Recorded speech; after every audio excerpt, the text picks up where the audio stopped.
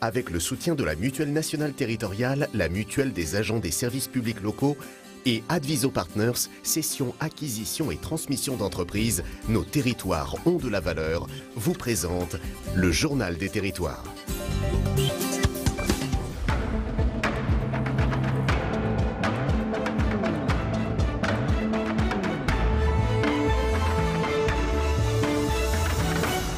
Bonjour à tous et bienvenue dans cette édition avec la presse quotidienne régionale, les télés locales de France et le réseau Via Télévision, les Indés Radios, 130 radios qui sont également nos partenaires sur tout le territoire français et avec TV5 Monde.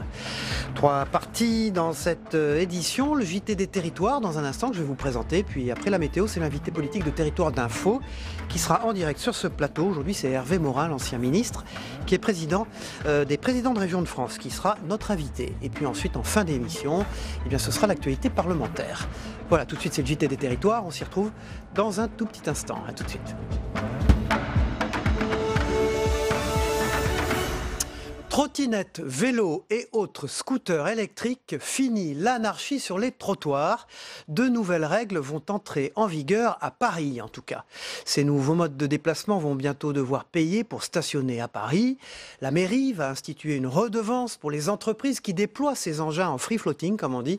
Cette taxe devrait financer 2500 emplacements et Sébastien Côté pour Via Grand Paris nous raconte pourquoi. Trottinettes, vélos, scooters électriques, ils vont bientôt devoir payer pour stationner à Paris. La mairie de Paris va instituer une redevance pour les entreprises qui déploient ces engins en free floating. La mesure vise à mieux affronter les problèmes de circulation et de stationnement, souvent anarchiques dans la capitale. Cette taxe devrait financer 2500 emplacements. Chacun a pu constater dans les rues de Paris qu'il y a parfois des amoncellements de trottinettes ou d'autres véhicules au beau milieu des trottoirs et c'est une situation qui n'est plus acceptable pour personne. Nous ne voulons plus que les dispositifs puissent se garer n'importe où. Nous souhaitons qu'à terme et le plus rapidement possible, ils puissent se garer exclusivement sur des endroits identifiés dans l'espace public. La redevance sera payée en fonction du type et du nombre d'équipements concernés. Elle pourra s'élever à 20 € par an pour un vélo classique ou électrique, 50 pour une trottinette électrique ou encore 60 pour un scooter. Le prix augmente très rapidement quand vous dépassez par tranche de 500 engins mis à disposition. Ça sert à quoi? Ça sert à inciter les opérateurs à moins installer de dispositifs dans l'espace public. Dès lors qu'ils en installeront plus, il y aura un surcoût important pour eux. Aujourd'hui à Paris, environ 15 000 véhicules en free floating circulent. L'industrie lance une opération séduction auprès des femmes et des jeunes. Vous ne le savez peut-être pas, mais le secteur de la mécanique est le premier employeur industriel de France. Très présent notamment dans le Nord, il peine cependant à trouver de la main-d'œuvre. Ces métiers n'attirent pas en raison de l'image qu'ils véhiculent encore aujourd'hui. Mais les choses évoluent et une opération reconquête est lancée. Reportage de Sébastien Ambert pour WEO TV dans le Nord, notre partenaire. Dans cet atelier, Loïc, un ancien maître d'hôtel, a troqué son nœud papillon. Désormais, il répare des pièces. Un peu plus loin, Audrey peaufine ce moulage. Un métier qui était réservé aux hommes il y a encore une dizaine d'années. Elle est en apprentissage et elle adore son métier. Je suis quelqu'un de très manuel et j'étais curieuse de découvrir un autre métier parce que j'ai un parcours assez atypique. Je suis issue de la restauration et du commerce et pouvoir découvrir l'usine et travailler avec les hommes, c'est quelque chose qui m'attirait. Audrey apprend son métier de mécanicienne ajusteuse depuis 6 mois et devrait signer un CDI à la fin. Ici, chez Arc France, 4000 salariés dans le Pas-de-Calais, on fabrique des bols, des assiettes ou des verres. Et le besoin de recrutement est immense. Problème, il y a peu de candidats. Donc aujourd'hui, les jeunes ne connaissent pas le milieu de l'industrie. Donc on travaille beaucoup là-dessus pour les faire venir dans notre industrie. Le but de l'industrie en France, changer son image.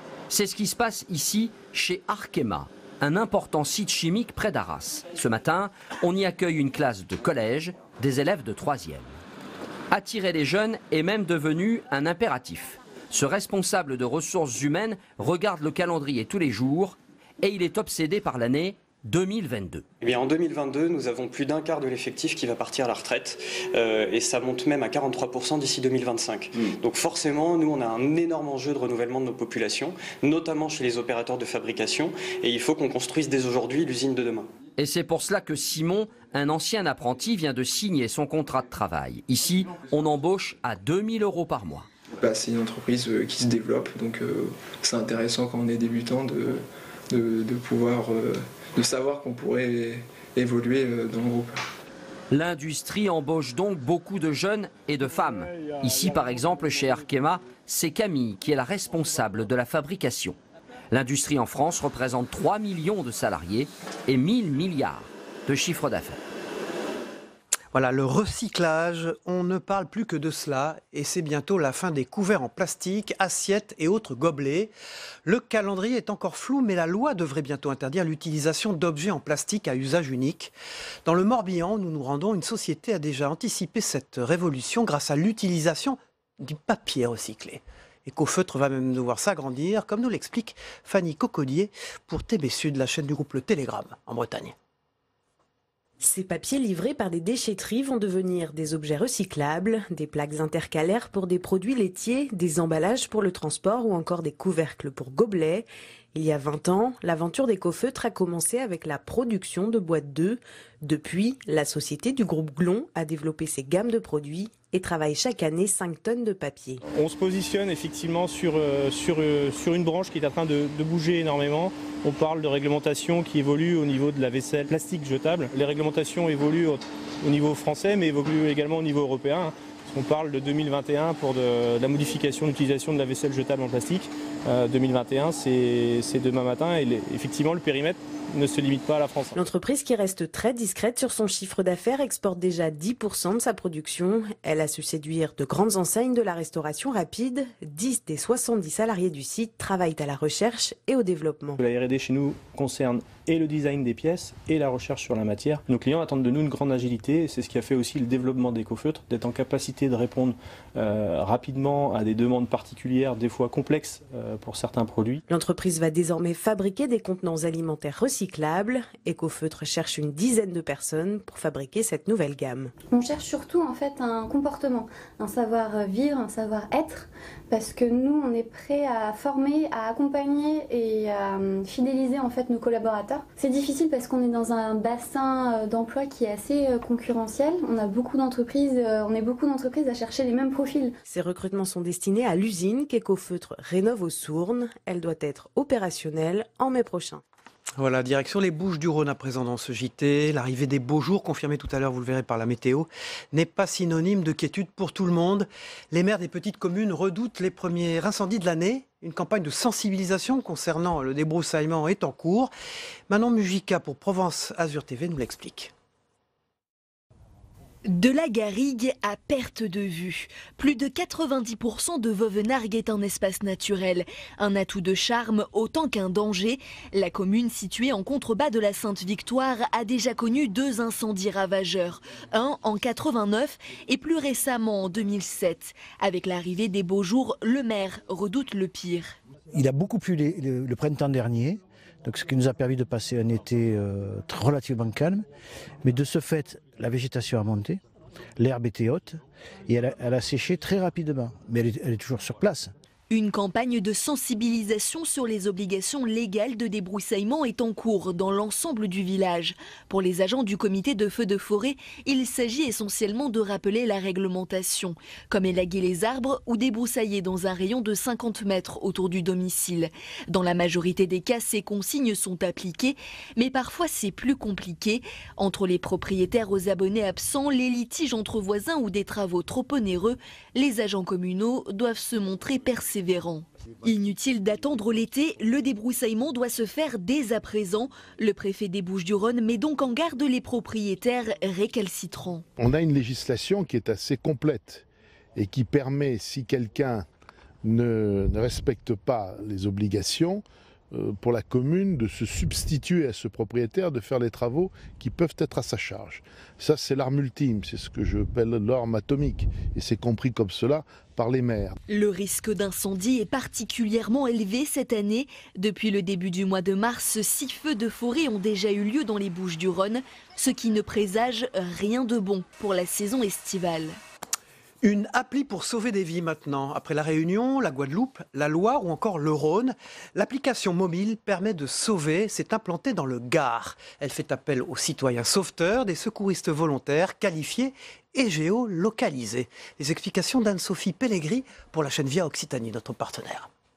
Le pourcentage de chances de survie d'une personne en arrêt cardio-respiratoire est de 5%. Avec cette application, il est multiplié par 12. L'application est développée par 2 sapeurs-pompiers originaires de Lyon depuis 2015. En sortant d'un restaurant, on tombe sur un équipage de pompiers et de SAMU. Étant moi-même sapeur-pompier professionnel, naturellement, je leur demande ce qui est en train de se passer. Et là, ils nous apprennent qu'il y a une jeune fille qui est décédée à la suite d'un étouffement.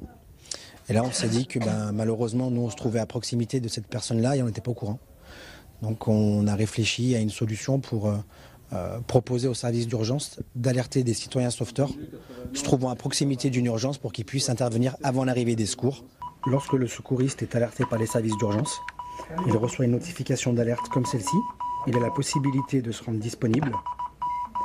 Lorsqu'il clique sur « Disponible », il est guidé par un GPS jusqu'au lieu de l'intervention. Après la Réunion, la Guadeloupe, la Loire ou encore le Rhône, l'application mobile permis de sauver s'est implantée dans le Gard il y a 6 mois. 700 sauveteurs gardois s'y sont déjà inscrits. On va avoir, nous, au niveau du SAMU, un panel de gens qu'on pourra entraîner, qu'on pourra stimuler pour dire voilà, il se passe telle chose à tel endroit. Et à ce moment-là, eh bien, il pourra y avoir des manœuvres de réanimation cardio-pulmonaire beaucoup plus précoces, et ce qui va entraîner, bien entendu, un meilleur pronostic. Selon les développeurs de l'application, seulement 1 Français sur 3 maîtrise les gestes des premiers secours. Voilà, on poursuit ce JT avec la une de la presse quotidienne régionale dans un instant avant de retrouver le club de la presse, Jérôme Cordelier du Point et Luc L'Aventure d'Outre-mer 360. Tout de suite, c'est la revue des unes. À tout de suite.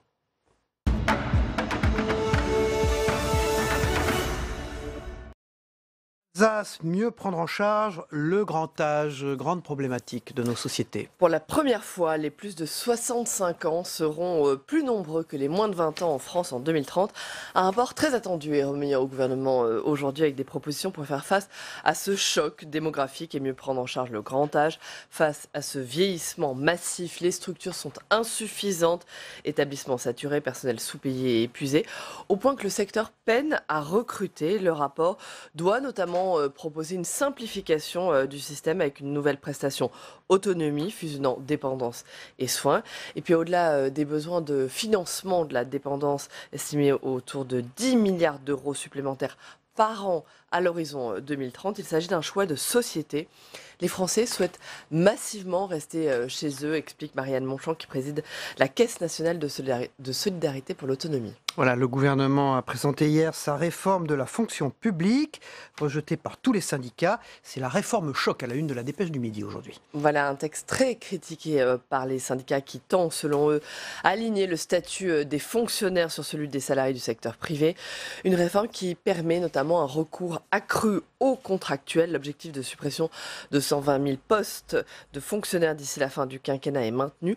Le secrétaire général de la CFDT, Laurent Berger, estime que cette réforme ne va pas dans le bon sens. Il dénonce une stigmatisation des fonctionnaires usante. C'est une interview à lire donc. Et puis à lire également en une, la pollution du Grand D America.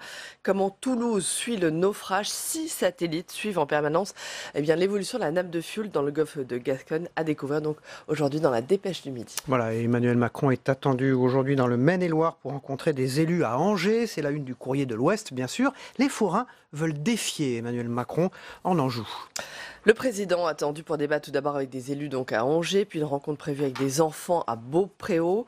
Les forains veulent en profiter pour se faire entendre. Les forces de l'ordre craignent que les forains du Mans ne viennent à Angers bruyamment plaider leur cause auprès du chef de l'État. Plusieurs centaines de CRS et de gendarmes mobiles sont donc mobilisés en plus des effectifs locaux pour sécuriser le parcours du président en Anjou. Et puis un mystère à la une du Dauphiné libéré, la mort d'un ancien espion, un agent français de la DGSE, qui fait beaucoup parler, ça va rien. Il s'appelle Daniel Forestier, c'est un ancien agent du renseignement extérieur qui a été retrouvé mort le 21 mars dans les Alpes, un assassinat troublant au regard de son passé. Il était retrouvé le corps criblé de balles. En septembre dernier, cet ancien espion avait été mis en examen pour association de malfaiteurs et détention d'explosifs. Il était soupçonné, avec un autre ancien agent agent de la DGSE d'avoir fomenté un projet d'élimination d'un opposant politique à l'actuel président du Congo, Denis Sassou Nguesso, qui est réfugié en région parisienne. L'ancien agent a-t-il subi une vengeance de la part des partisans du président congolais? Les proches de Forestier se posent la question. Pour l'instant, les enquêteurs n'excluent aucune piste, si ce n'est que les premiers éléments laissent penser effectivement un règlement de compte sous forme de contrat. Voilà, merci Saveria. On vous retrouve en troisième partie de cette édition pour l'actualité parlementaire. Tout de suite, c'est le Club de la Presse, Luc Laventure, Jérôme Cordelier. On s'y retrouve, à tout de suite.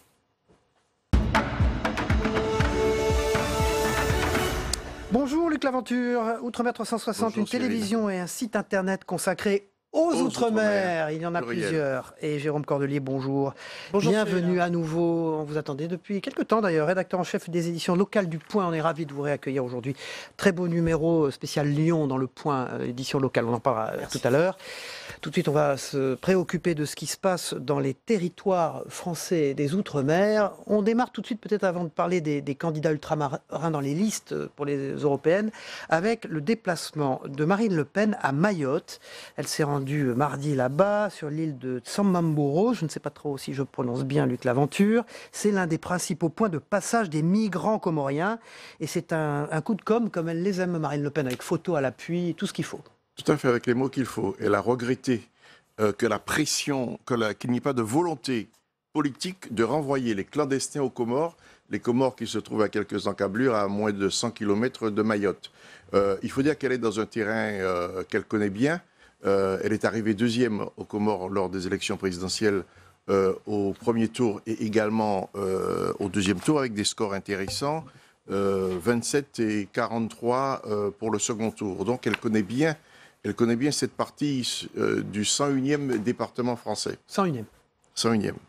Merci Luc Laventure. Les candidats ultramarins sur les listes aux européennes, alors sur la liste du Parti socialiste, bien sûr, 20 femmes, 20 hommes du parti qui prendront place sur une liste de rassemblement avec Place Publique et Nouvelle Donne, et puis les deux ultramarins sur la liste Renaissance de la République En Marche, par contre. Tout à fait. Alors il y avait une inquiétude, parce qu'effectivement le mode de scrutin, au départ, c'était une sorte de scrutin régional, avec une dizaine de prétendants dans le nord-ouest, 13 pour le sud-ouest, et des représentants de l'outre-mer par ce qu'on appelle les bassins, Atlantique, Océan Indien, etc. C'est-à-dire les zones. Absolument, les zones du monde. Tout à fait.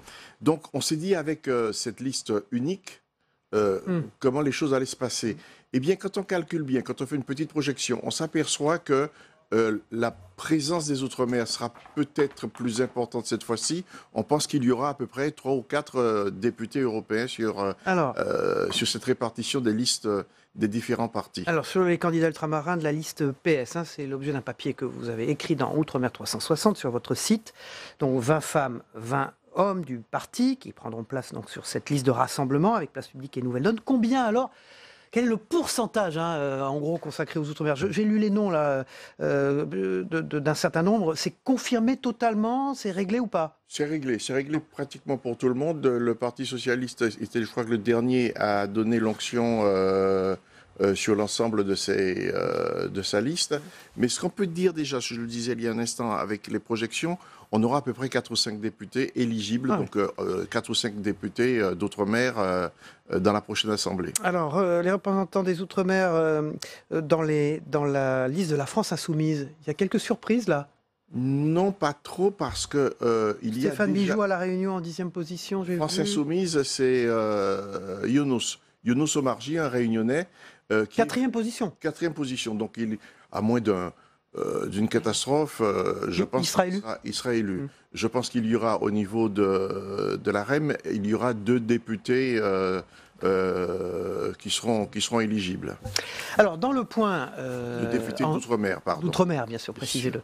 Dans le point qui consacre sa une à François-Xavier Bellamy, c'est un grand entretien, au fond, avec lui, Jérôme Cordelier. Vous dites l'homme qui réveille la droite. C'est l'homme qui réveille les européennes aussi, ou pas, Bellamy ?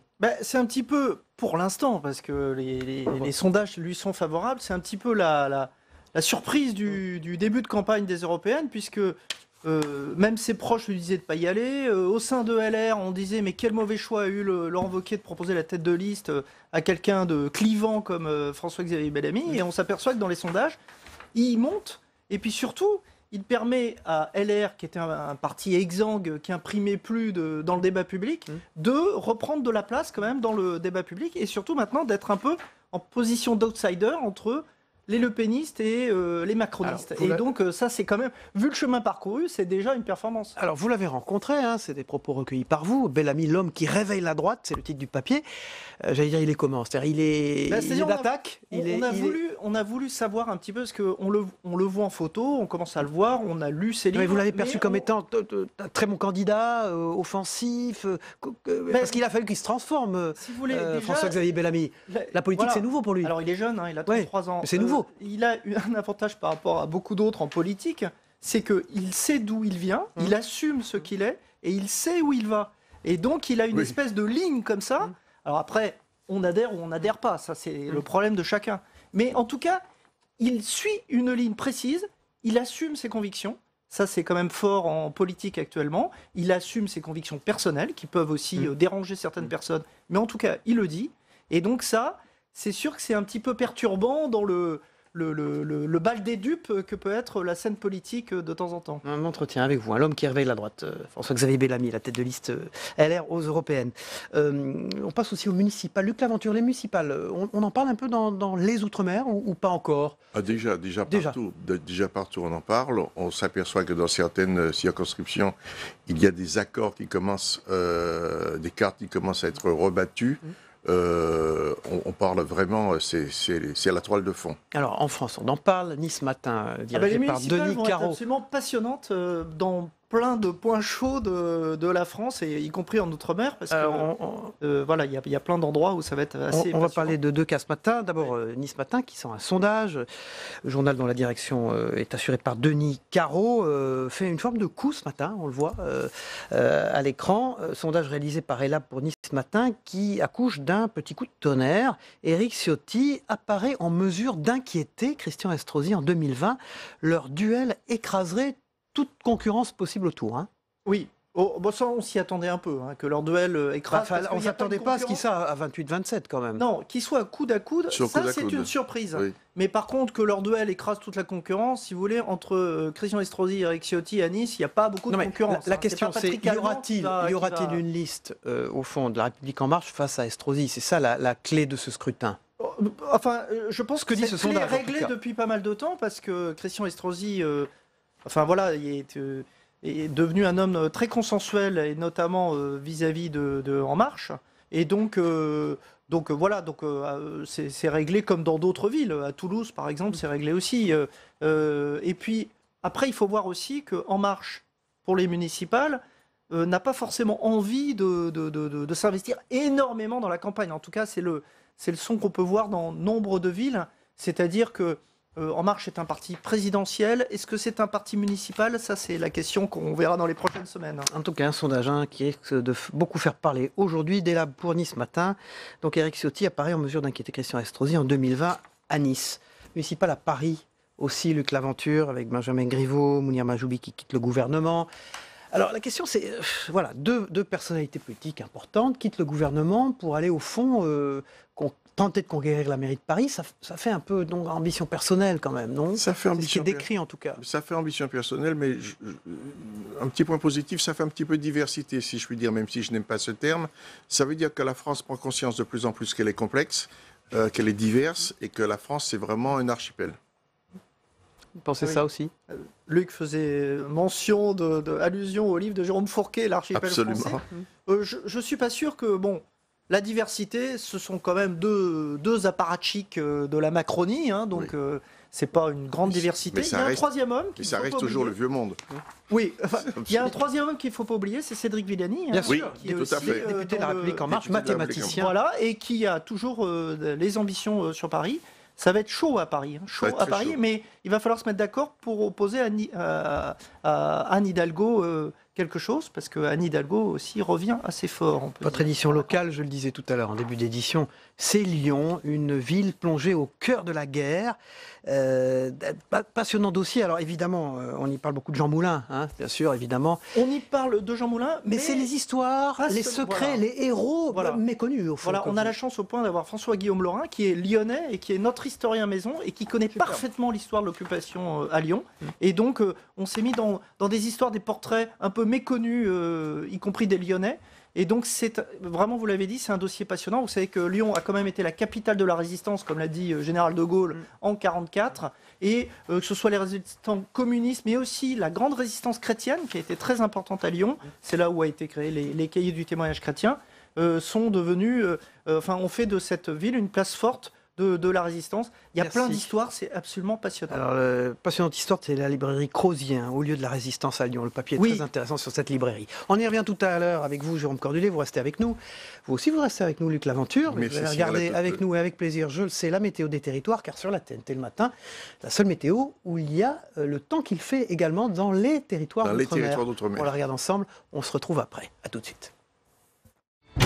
La météo des territoires vous est présentée par la filière CRC, engagée pour le bon, dans l'assiette et dans les champs.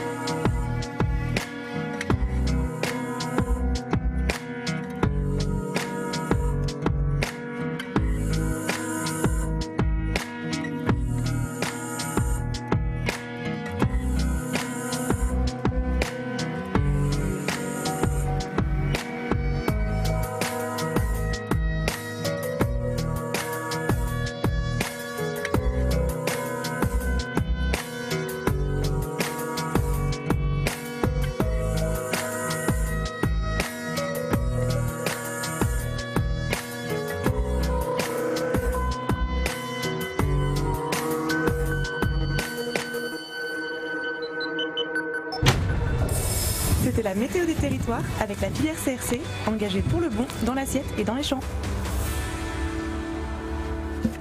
Voilà, dans un instant, on retrouve notre invité politique qui sera présent sur ce plateau en direct. C'est Hervé Morin, le président des régions de France, président de la région Normandie, qui sera là. Tout de suite, on va regarder ce qui se passe du côté du reste du monde, ce que vous devez retenir de l'actualité, ce qui se passe d'ailleurs en quelques minutes et en images. C'est le Brexit, avec le rejet de tous les scénarios par les parlementaires britanniques. L'Algérie, où un scénario là qui arrive bien tard. Et enfin, le Venezuela, où des avions russes transportant des militaires et du matériel s'est posé à Caracas. Vous allez le voir, à tout de suite. Public Sénat, avec le soutien de la Mutuelle nationale territoriale, la Mutuelle des agents des services publics locaux et Adviso Partners, cession, acquisition et transmission d'entreprises, nos territoires ont de la valeur, vous ont présenté le Journal des territoires.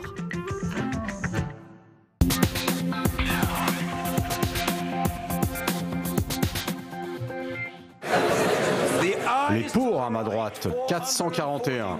Les contre à ma gauche, 105. Donc l'amendement est adopté. L'amendement est adopté. Un vote qui approuve le report du Brexit, dont l'application était jusque-là prévue au 29 mars. Les députés britanniques ont également rejeté tous les scénarios alternatifs du type sortie sans accord ou renoncement au Brexit. Désormais, tous les regards se tournent vers d'éventuels potentiels successeurs à Theresa May, dont Boris Johnson, l'ex-ministre britannique des Affaires étrangères. La première ministre britannique s'engage en effet à démissionner pour sauver son accord de Brexit. La mobilisation ne faiblit pas. La proposition du chef de l'état-major de recourir à l'article 102 de la Constitution pour déclarer le président inapte arrive bien trop tard pour ces chercheurs qui manifestent devant la Grand Poste d'Alger. Abdelaziz Bouteflika est lâché par des fidèles, mais qu'importe, il ne s'agit pas de faire partir un homme, mais tout un régime. Une présence intrigante. Des avions aux couleurs de la Russie sur le tarmac de l'aéroport international de Caracas. À leur bord, 99 militaires et 35 tonnes de matériel. Inacceptable selon le chef de l'opposition vénézuélienne qui accuse la Russie d'ingérence. Le gouvernement du président Nicolás Maduro ne fait pas confiance à l'armée. 100% de l'armée est en faveur de la Constitution et encore une fois en faveur du processus de changement au Venezuela. C'est une nouvelle violation de la Constitution. L'Église montréalaise veut savoir combien de ces prêtres ont abusé d'enfants depuis 1950 et combien ils ont fait de victimes. Au cours des 2 prochaines années, l'ex-juge à la retraite Anne-Marie Trahan enquêtera. Une femme de foi, dit Monseigneur Christian Lépine, qui l'a choisie pour faire cet audit. Pierre Bolduc aurait été abusé plusieurs fois par un prêtre en 1969 et 70 près de Thetford Mines.